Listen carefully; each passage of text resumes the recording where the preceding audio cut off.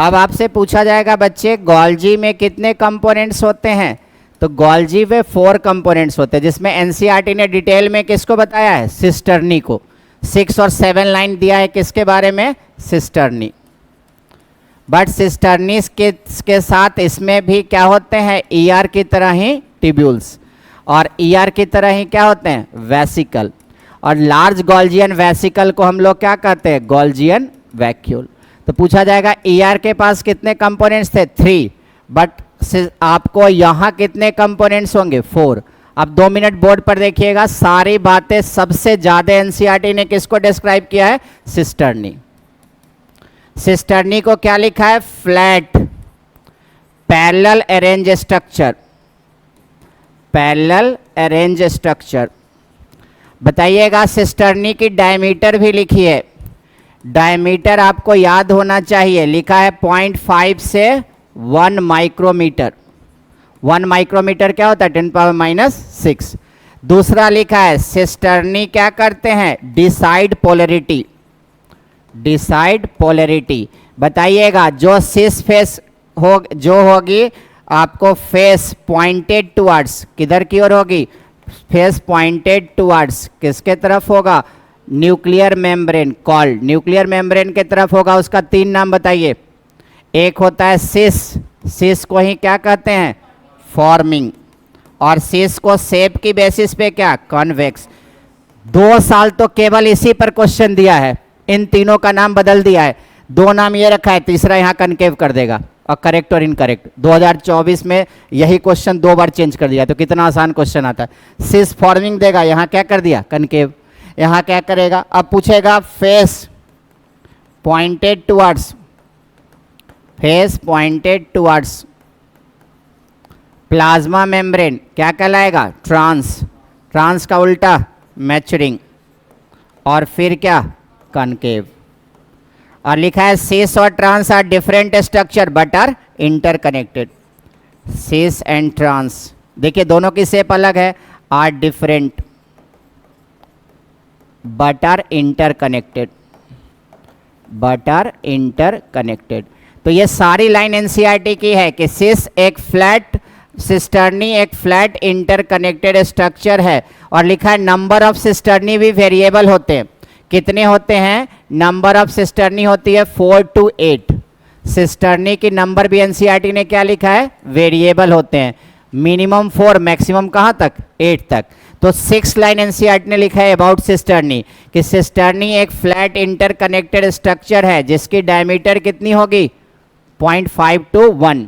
Cisternae के number क्या होते हैं, वेरिएबल, और वेरिएबल कितने होंगे, 4 to 8। लिखा है सिस्टर्नी क्या डिसाइड करेगा, पोलैरिटी, जो एंड मिलेगी टुवर्ड्स द न्यूक्लियर मेम्ब्रेन, सिस, सिस का दूसरा नाम फॉर्मिंग, तीसरा नाम कन्वेक्स, जो फेस प्लाज्मा मेम्ब्रेन की ओर पॉइंट हो, ट्रांस, मैचुरिंग और कनकेव। लिखा है सिस और trans are complete different structure but are interconnected. अब सिस्टर्नी के बाद दूसरी स्ट्रक्चर का नाम क्या है, ट्यूब्यूल्स। ट्यूब्यूल्स कैसा होगा, ब्रांच और अनब्रांच्ड, ब्रांच भी हो सकते और अनब्रांच्ड, ब्रांच और अनब्रांच्ड ट्यूब लाइक स्ट्रक्चर। किससे कनेक्टेड होगा, कनेक्टेड बाय सिस्टर्नी। तो सिस्टर्नी से कनेक्टेड ब्रांच और अनब्रांच स्ट्रक्चर का नाम क्या होगा, ट्यूब्यूल्स। और ट्यूब्यूल्स की बडिंग से जो निकलेगा क्या नाम होगा, वेसिकल। वेसिकल कैसे बनेंगे, formed after, formed after budding of, किसकी बडिंग से बनेंगे, बडिंग ऑफ ट्यूब्यूल्स।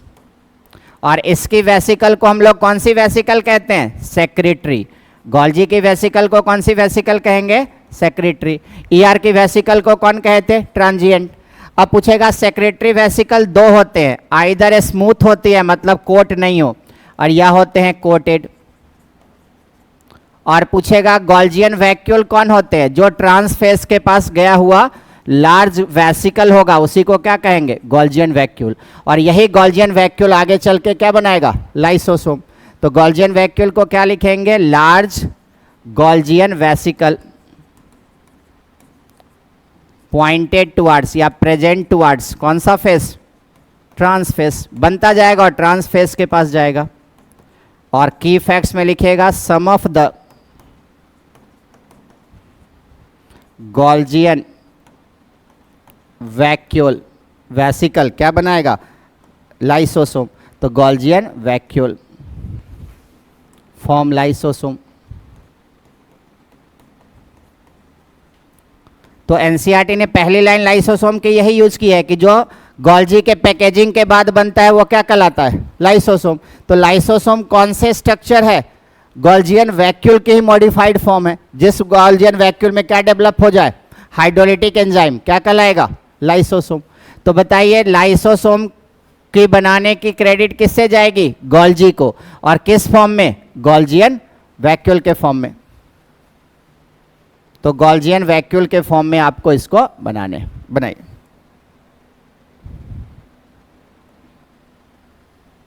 तो 4 फॉर्म लाइसोसोम जो है बनाने में यूज होते हैं। 4 तरह के लाइसोसोम आप पढ़ते हैं, प्राइमरी, सेकेंडरी, नहीं, रेसिडुअल और ऑटोफेगोसोम। तो उसमें बनाने के लिए, लाइसोसोम बनाने के लिए कौन रिस्पॉन्सिबल होता है, गॉल्जी। और सबसे अधिक एनसीईआरटी ने किसको वेटेज दिया है, कौन से कंपोनेंट्स को डिस्क्राइब करने में, सिस्टर्नी को। सिस्टर्नी को डिटेल में डिस्क्राइब किया है, लिखा है सिस्टर्नी एक फ्लैट पैरेलल अरेंज स्ट्रक्चर है। सिस्टर्नी की डायमीटर होती है 0.5 से कितने, 1।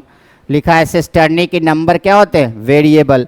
और कितने होते हैं, नंबर वेरिएबल होते हैं। सिस्टर्नी की नंबर कैसी होती है, वेरिएबल, 4 to 8। सिस्टर्नी क्या डिसाइड करता है, पोलरिटी ऑफ गॉल्जी। इस तरह होते हैं, 2 मिनट बोर्ड पर देखिएगा, ऐसा देखिए, ये जो प्लाज्मा मेम्ब्रेन की ओर होगा वैसे न्यूक्लियर मेम्ब्रेन और प्लाज्मा मेम्ब्रेन को ऐसे देख सकते हैं, ऐसे देखिए, ऐसा ऐसा है, देखिए ये, जैसे मान लीजिए मेरा हाथ देखिए ऐसे, ये फेस जो होगा वो सिस, और जो इस तरह का स्ट्रक्चर बनाएगा वो कैसा होगा, ट्रांस। तो इस फेस से, सिस फेस से कैप्चर करेगा और ट्रांस फेस से क्या करेगा, रिलीज करेगा। कोई भी कंपोनेंट्स को, ईआर के कंपोनेंट्स को किससे रिसीव करेगा, सिस से, और आफ्टर इस प्रोसेसिंग कहाँ रिलीज करेगा, ट्रांस। तो एक कन्वेक्स शेप का है, दूसरा कौन सा है, कनकेव शेप का है।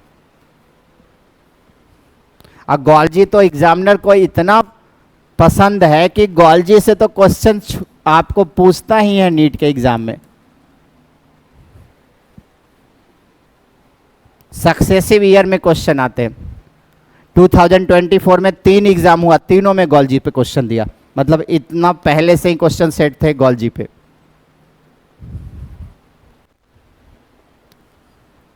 अब एनसीईआरटी ने जो गॉल्जी की फंक्शन लिखी है वो देखना है।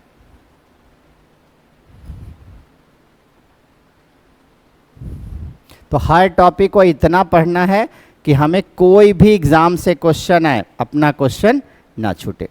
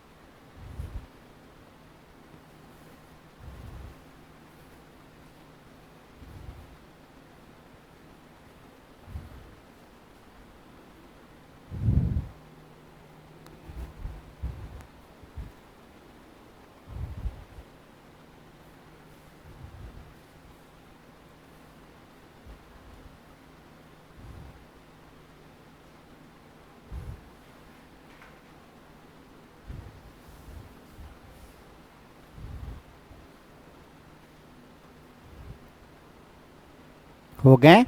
अब गॉल्जी के 3 और 4 फंक्शन जो नीट के एग्ज़ाम में पूछे जाते हैं वो देखना है, फिर अपना गॉल्जी भी हो जाएगा कंप्लीट।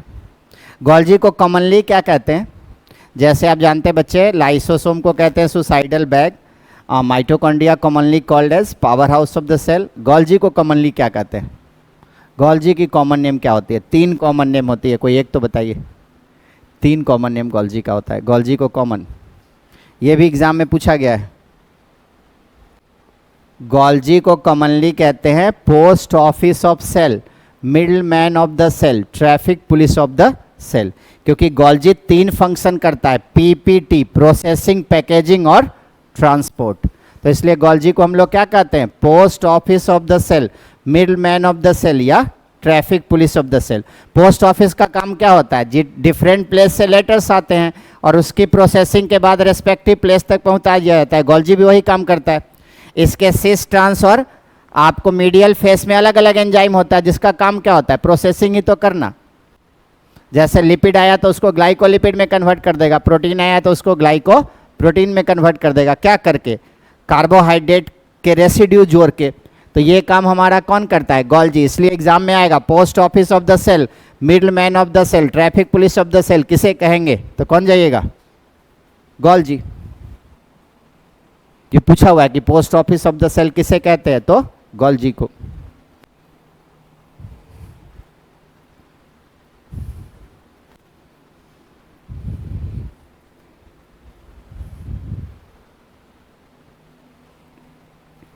ये हो गए, जितने भी बोर्ड पे है सब लिख लिए ना, हो गया ना। चलिए अब लिखे फंक्शन ऑफ गोल्जी।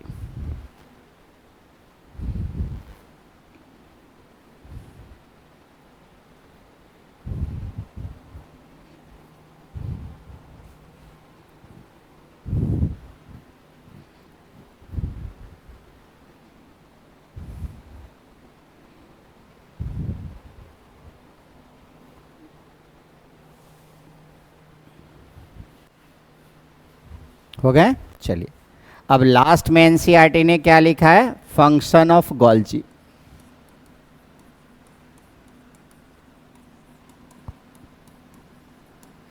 पूछेगा गोल्जी कौन सा फंक्शन करता है, PPT, first P processing, second P packaging and third जो टी है वो ट्रांसपोर्ट। तो गोल्जी की मेन फंक्शन क्या है, प्रोसेसिंग, पैकेजिंग एंड ट्रांसपोर्ट। इसी को एनसीईआरटी ने एक पूरी 6 और 7 लाइन में बताया है। लिखा है कि गोल्जी क्या करता है, रिसीव करता है कंपोनेंट्स को अपने कौन से फेज से, सिस फेज से। आफ्टर इट्स प्रोसेसिंग, पैकेजिंग कहाँ ट्रांसपोर्ट कर देता है, किसके थ्रू, ट्रांस फेज से। तो एग्जाम में आएगा गोल्जी कौन से 3 फंक्शन करते हैं, प्रोसेसिंग, पैकेजिंग और ट्रांसपोर्ट। इसलिए गोल्जी को हम लोग कॉमनली क्या कहते हैं, गोल्जी को कॉमनली कहते हैं पोस्ट ऑफिस ऑफ सेल, या गोल्जी को हम लोग कहते हैं ट्रैफिक पुलिस ऑफ सेल। सबका यही काम होता है, ट्रैफिक पुलिस ऑफ सेल, या गोल्जी को कहते हैं मिडिल मैन ऑफ सेल। अब पूछेगा गोल्जी ने क्या किया, ट्रांजिएंट वेसिकल के फॉर्म में ईआर को सिस फेज से, ईआर के कंपोनेंट को सिस फेज से ट्रैप किया और प्रोसेसिंग के बाद आपको सेक्रेटरी वेसिकल के फॉर्म में कहां से रिलीज करता है, ट्रांस फेज से। अब पूछेगा गोल्जी और क्या बनाता है, ग्लाइकोलिपिड, जो कार्बोहाइड्रेट जोड़ देगा, कार्बोहाइड्रेट रेसिड्यू, तो लिपिड किस में कन्वर्ट हो जाएंगे। आपने देखा था लिपिड कौन बनाया था, एससीआर। इससे ग्लाइकोलिपिड बनाने का काम जो है वो किसका होगा, गोल्जी का। तो ग्लाइकोलिपिड फॉर्मेशन, एक होगा ग्लाइकोप्रोटीन फॉर्मेशन, ग्लाइकोप्रोटीन फॉर्मेशन। अब नीट के एग्जाम में एक और क्वेश्चन आता है बच्चे, ग्लाइकोलिपिड बनने को क्या कहते हैं और ग्लाइकोप्रोटीन बनने को क्या कहते हैं। ग्लाइकोलिपिड फॉर्मेशन को क्या कहते हैं, हम 2 ऑप्शन देंगे और आपसे क्वेश्चन पूछेंगे। और ग्लाइकोप्रोटीन बनने को क्या कहते हैं, ग्लाइकोप्रोटीन फॉर्मेशन को क्या कहेंगे। ऑप्शन आर 1 है ग्लाइकोसाइलेशन एंड दूसरा ऑप्शन है बच्चे ग्लाइकोसिडेशन। कहाँ जाएगा, कौन कहाँ जाएगा, ये भी नीट में पूछा गया है। ग्लाइकोलिपिड बनने को कौन क्या कहते हैं, ग्लाइकोप्रोटीन बनने को कहेंगे ग्लाइकोसाइलेशन और ग्लाइकोलिपिड बनने को ग्लाइकोसिडेशन। तो यहाँ इस फेनोमेनन का नाम क्या होता है, ग्लाइकोसिडेशन, और इसका नाम क्या होता है, ग्लाइकोसाइलेशन। मतलब कार्बोहाइड्रेट जोड़ना लिपिड और प्रोटीन के साथ, 2 नाम से जाना जाता है, ग्लाइकोसिडेशन और ग्लाइकोसाइलेशन। साइलेशन। अब मान लीजिए ऑप्शन में गोल्जी हो ही नहीं, क्वेश्चन सुनिए, 2 मिनट बोर्ड पर देखिए। मान लीजिए यहां ऑप्शन ऐसा दे दे, देखिए question, glycosylation occurs in, option are ER, vacuole, lysosome और माइटोकॉन्ड्रिया। अब क्या करेंगे आप? तो ये भी पूछा गया क्वेश्चन है, ईआर है ना। तो प्रोटीन की कुछ मॉडिफिकेशन आर में भी हो सकती है ना। जो उसने प्रोटीन बनाया वो सर्टेन प्रोटीन की मॉडिफिकेशन वो भी कर सकता है, बट रेस्ट मॉडिफिकेशन के लिए कहाँ भेज देता है? गोल्जी में। तो मान लीजिए अगर ऑप्शन में हो ही नहीं कि ग्लाइकोसाइलेशन कहाँ होता है और गोल्जी दिया ही ना हो, तो ऑप्शन कहाँ जाएंगे? ईआर को देंगे प्रेफरेंस। क्लियर?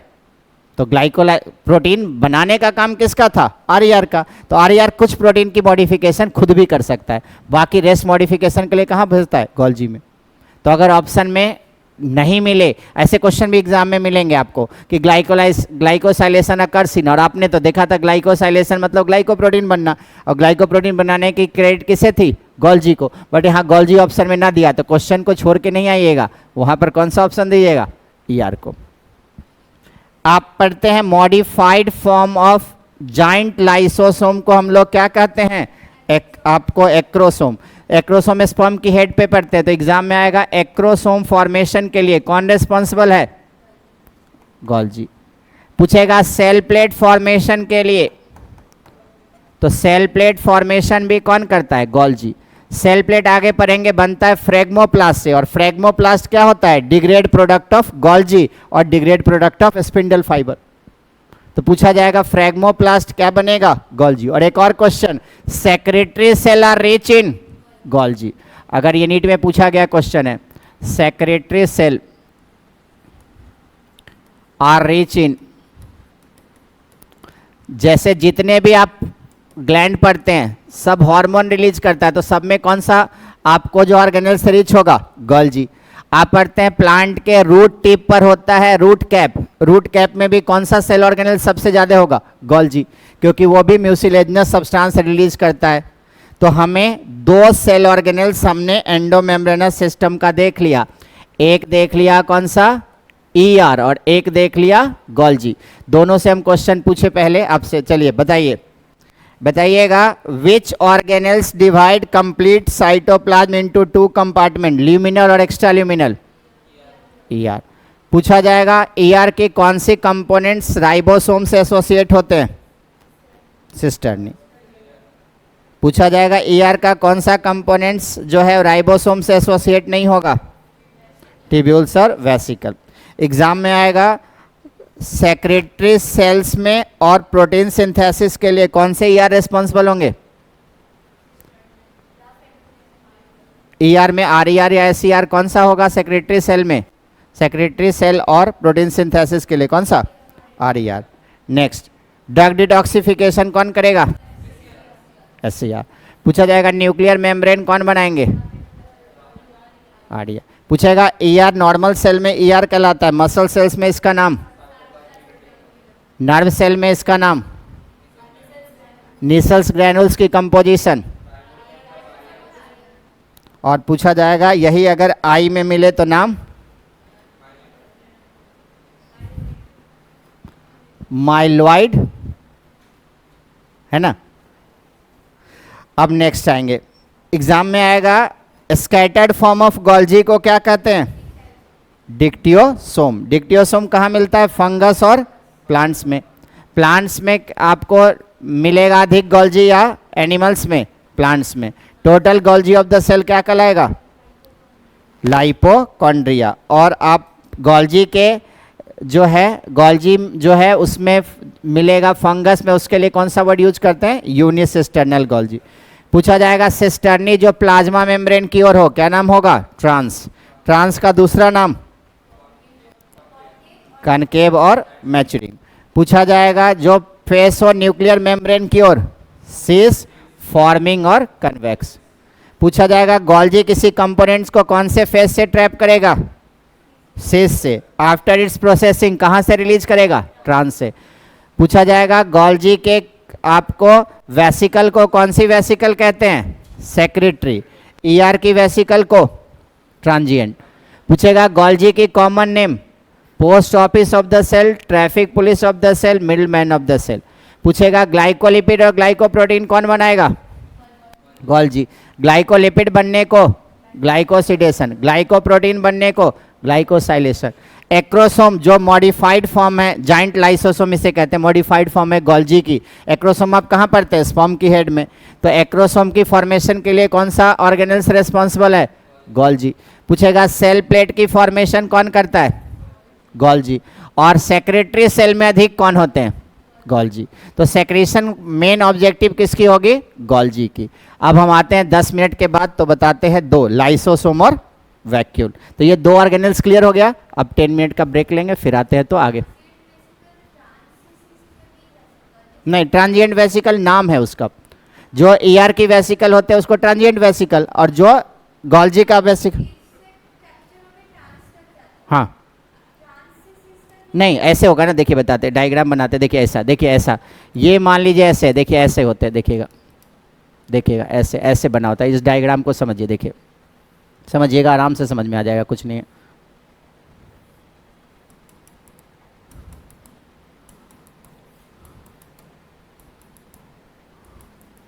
ये मान लीजिए न्यूक्लियर मेम्ब्रेन और इधर की ओर प्लाज्मा मेम्ब्रेन।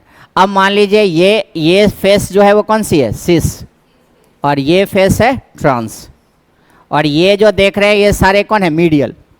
अब सिस्टर्नी 4 to 8 होता है। मान लीजिए पहले सिस्टर्नी बनाए, दूसरे बनाए, तीसरे बनाए, फोर्थ बनाए, फिफ्थ बनाए, सिक्स्थ बनाए, ऐसे है।